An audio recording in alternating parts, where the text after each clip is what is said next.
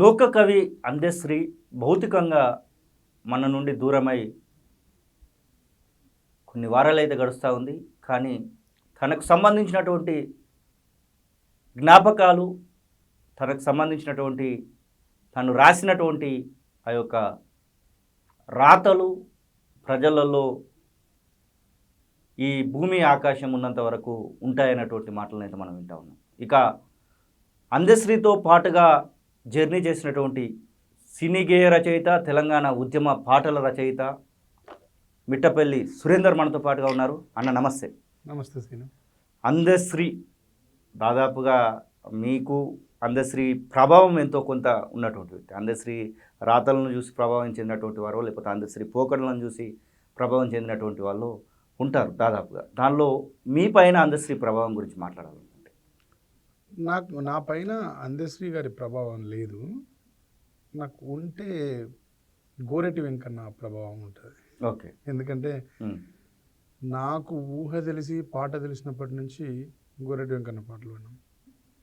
Same time Andasri గారి కూడా కొన్ని పాటలు పాడుకున్నాం. అందశ్రీ గారు అని తెలియదు అప్పుడు. ఓకే.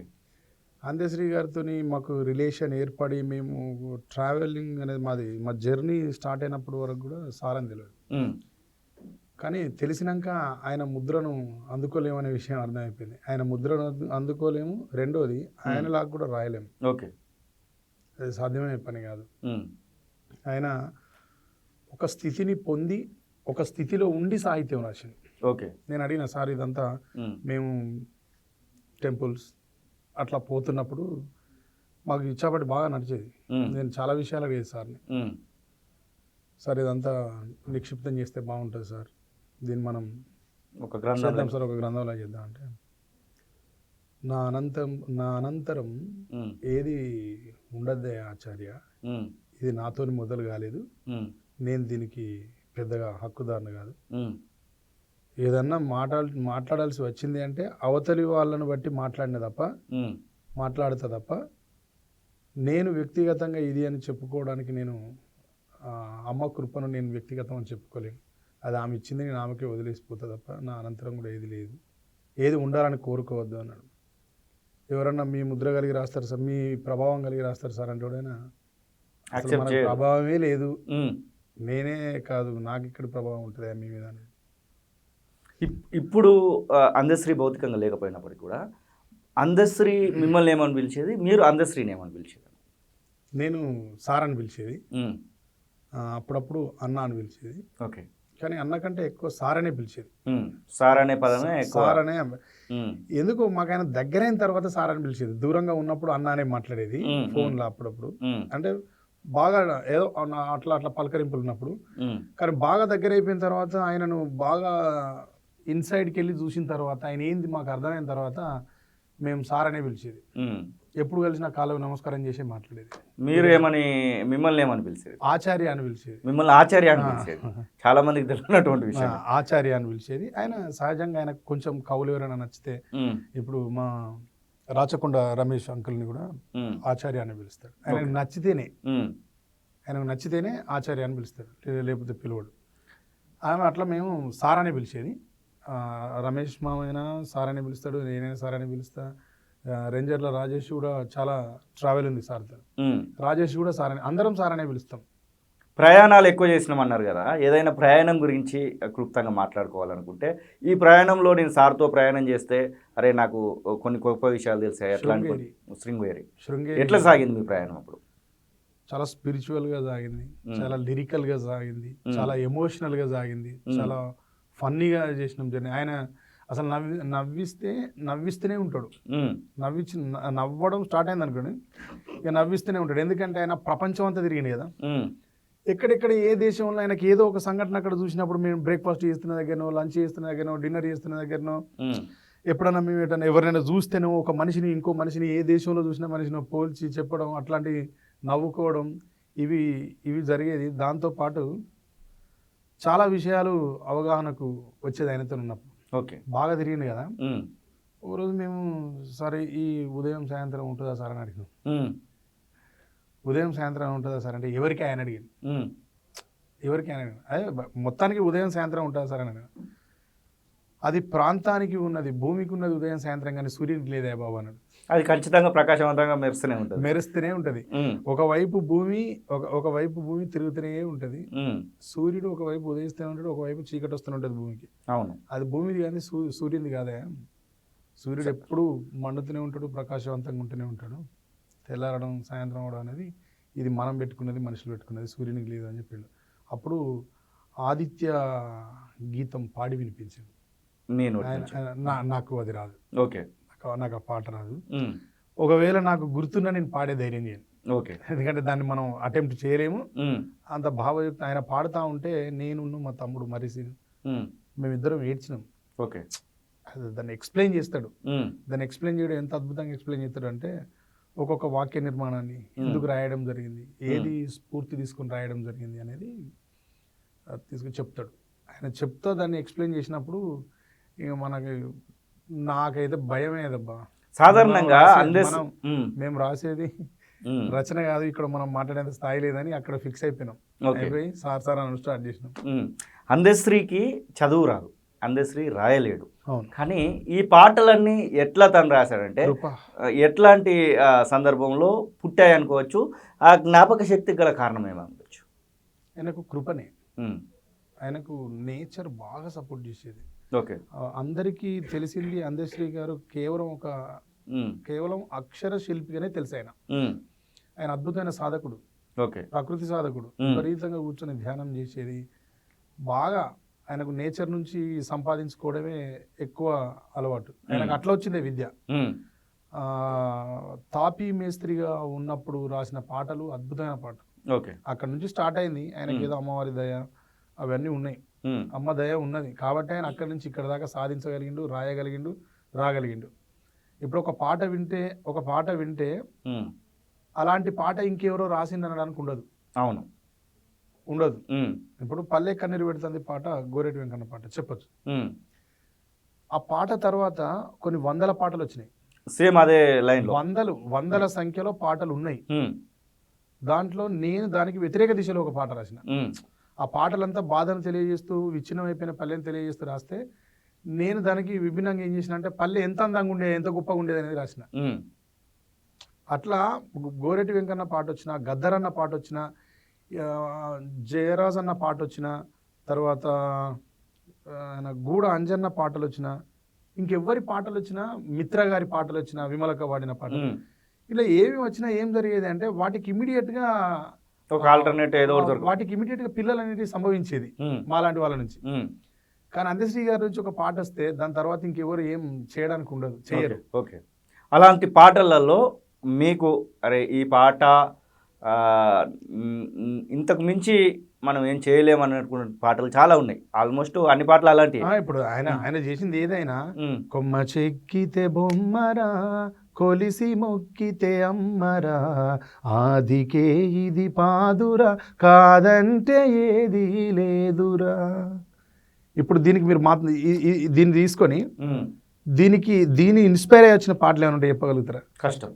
అదే ఫస్ట్, అదే లాస్ట్. ఇప్పుడు గద్దరన్న ఒక పాట పాడితే చాలా పాటలు వచ్చినాయి, కానీ అందశ్రీ గారు ఇదే ఆయన ప్రత్యేకత. ఇప్పుడు కొమ్మ చెక్కితే బొమ్మరా, కొలిసి మొక్కితే అమ్మరా, ఆదికే ఇది పాదురా, కాదంటే ఏది లేదురా, ఇది ఎట్లా చెప్పిండో దాన్ని ఇంకొక దగ్గర కూడా ఇంకో పాట కూడా మనం చూస్తే, జై బోలో తెలంగాణ, జనగర్జనల జడివాన, రోషం గుండెలు ఓహోహోం, రోకలి బండలు. ఈ రోకలి బండలు ఎవరైనా వాడి ఉండవచ్చు, కానీ ఆ పాటలో రిజిస్టర్ అయినంత స్థాయిలో ఇంకే పాటలో కూడా రిజిస్టర్ కాలేదు. అట్లా ఆయన ఏది చేసినా కూడా ఆయన పాట అట్లనే ప్రత్యేకంగా ఉండిపోయేది. అట్లా జీవితకాలం గుర్తుండిపోయే పాట ఎప్పటికైనా. ఇంకా మనం ఇదొక ఏమంటారు, అదొక అద్భుతమైన కావ్యంగా ఉండిపోయిన పాట అంటే గంగా సినిమాలో రాసిన పాము పడగపై పొదిగినట్టి ఆ పాదముద్రలు ఎవరివో, పాడే కోయిల పాటలోని ఆ పాత మధురిమాలెక్కడివో.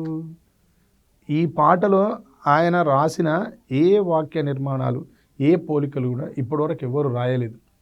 ఉమ్మ నీరులో ఊరే శిశువుకు ఊపిరులూదేదెవ్వరో, గంట లోపల చిక్కుకున్న ఆ కంఠనాదము ఎవరిదో, నేలకు జారుతున్న నీటి దారలను పంపుతున్నది ఎవ్వరో, నీటిలోన నిదురించే జీవులకు జోలపాడునది ఎవరు అన్నారు. ఇది ఇది ఇది మనం ఇప్పుడు మొత్తం తెలంగాణలో పుట్టినటువంటి తెలుగులో పుట్టినటువంటి లిటరేచర్ అంతా మనం ఒకసారి వడబోసినా కూడా ఆయన రాసిన రచనలకు మళ్ళా పోలికలున్న రచనలు రావు. అదే అందశ్రీ ప్రత్యేకత. అందశ్రీతో మీకు ఎప్పుడైనా చిన్నపాటి వాగ్వాదమో లేకపోతే ఏ "అరే, ఆచార్య నువ్వు ఇక్కడ తప్పు చేస్తున్నావు అని చెప్పేసి హెచ్చరించడం అట్లాంటి సందర్భాలు అది మా ఇద్దరికి ఎక్కడ వచ్చేది అంటే రాజకీయాల్లో వచ్చేది. ఓకే, అది మా ఇద్దరికి రాజకీయాల్లో అది వచ్చేది. ఆయన మేము బీఆర్ఎస్ తోని ఉండటాన్ని కానీ కేసీఆర్ గారితో ఉండటాన్ని కానీ ఒప్పుకోకపోయేది. ఎందుకంటే కవులమయ్యా మనం. ఆయన మాట్లాడేది నిజమే. మనం ఏ పార్టీకి ఆనుగర్రలాగా ఉండొద్దు. మనం ఏ పార్టీ చెప్పు చేతల్లో ఉన్నామని అనిపించుకుంటే మనం కవులం కాదా, ఉండొద్దని వాదించేది. నేనేమనేది అంటే, సార్ ఒకప్పటి వాతావరణం వేరు సార్. ఇప్పుడు ప్రజల కోసం పనిచేస్తూనే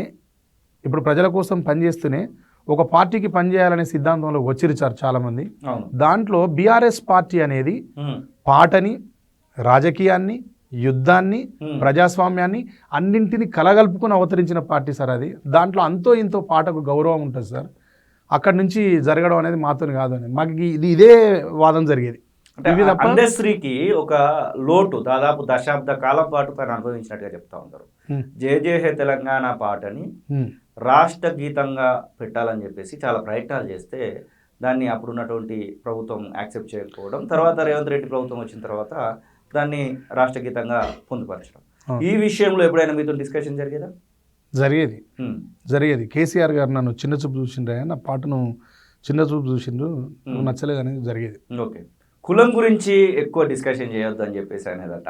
ఈ విషయంలో ఎప్పుడైనా కులం విషయంలో ఎప్పుడైనా దాపరికాలకు సంబంధించి అంటే తన కులాన్ని నేను మనిషిని అని చెప్పి చెప్పుకునేటువంటి ప్రయత్నం జరిగేదంటా ఉంటారు. ఆ విషయంలో ఏమైనా డిస్కషన్ ఉంటుంది? ఆయన కులం గురించి మాట్లాడకపోయేది. అసలు కుల ప్రస్తావన మాకు ఎప్పుడు ఏమొచ్చేది అంటే, శ్రీరామ్ సార్ అని గురువు ఉంటాడు ఆయన అందశ్రీ గారికి. ఆయన గురించి, ఆయనకు ఒక ప్రాణ స్నేహితుడు ఉంటాడు తిమ్మయ్య గారు, సుభాష్ రెడ్డి గారు అని, ఆయన గురించి. లేదు అంటే తెలంగాణ ఉద్యమంలో ఇనిషియల్ డేస్లో జరిగినటువంటి పోరాటం గురించి, దానికోసం వీళ్ళంతా కేసీఆర్ గారు ఆయన కూర్చుండి చేసినటువంటి పనుల గురించి, నిర్మాణం గురించి, వీళ్ళు రాసిన సాహిత్యం గురించి, లేదు అంటే పుస్తకాల మీద చర్చ జరుగుతుండేది, లేదు అంటే సాధకుల మీద జరుగుతుండేది. ఏ చర్చ అయినా హెల్దీఫుల్గానే ఉండేది. మన ఏదో డ్యామేజ్ అయ్యే విధంగా మాట్లాడుకోవడం, అవతల వాళ్ళ గురించి నెగిటివ్గా మాట్లాడడం ఇవి ఉండకపోయేది. అసలు ఆయన చాలా స్పిరిచువల్గా చాలా స్ట్రాంగ్ ఉండేది. వాటి గురించి చెప్పేది, ఎప్పుడు నేచర్ గురించి మాట్లాడుకుంటుండేది. ఆయన వెంబడి ఉస్మానియా యూనివర్సిటీలో ఆయన వాకింగ్కి పోతే నెమ్మలు వచ్చి కూర్చుంటాయి ఆయన దగ్గర. వాకింగ్ చేస్తాడు సార్ ఒక దగ్గర. మ్యాక్సిమం ఒక 10-16 కిలోమీటర్లు తిరుగుతాడు ఆయన లోపల, నడుస్తాడు, తిరుగుతా మాట్లాడతాడు. ఒకసారి పోతే ఆయన నెమ్మలు కూర్చొని ఉన్నాయి, వాటి మంచిగా కూర్చుని వాటి మధ్యలో కూర్చుని ముచ్చట పెడతాను వాటితోని. ఏం సార్ మీతో ముచ్చట పెడితే అన్న, ఆచార్య మీరు రాకపోతే మరి వీళ్ళు కాకపోతే ఎవరుంటారా నాతోని, వీళ్ళే నన్ను వేస్తారని చెప్పి వాటిని పట్టుకుని వాటిని నిలిపినాయి.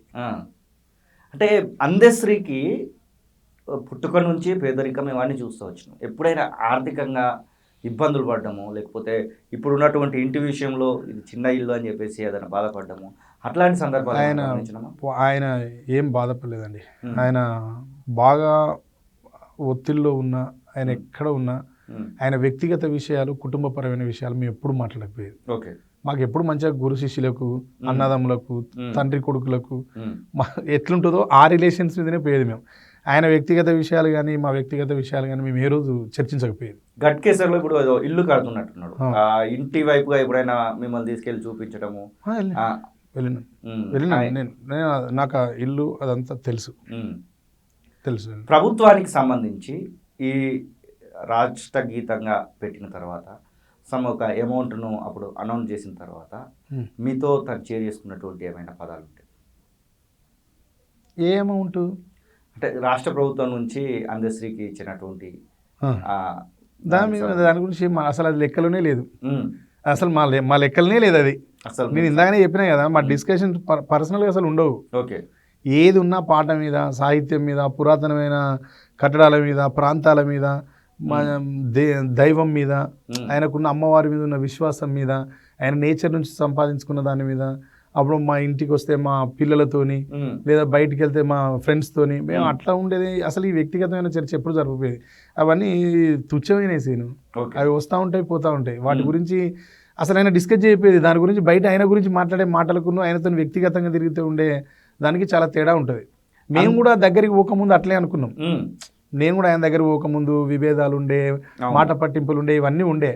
కానీ ఆయన దగ్గరికి పోయి చూసిన తర్వాత అప్పుడు అర్థమైంది ఇతను ఈయన అనుకున్న జీవితంలో ఆయన కరెక్టే ఉన్నారు. ఓకే, మనం ఏమనుకుంటాం అంటే సీను అనేవాడు ఇప్పుడు నాకు చాలా మంచి స్నేహితుడు లేదా నాకు పరిచయం అయ్యాడు.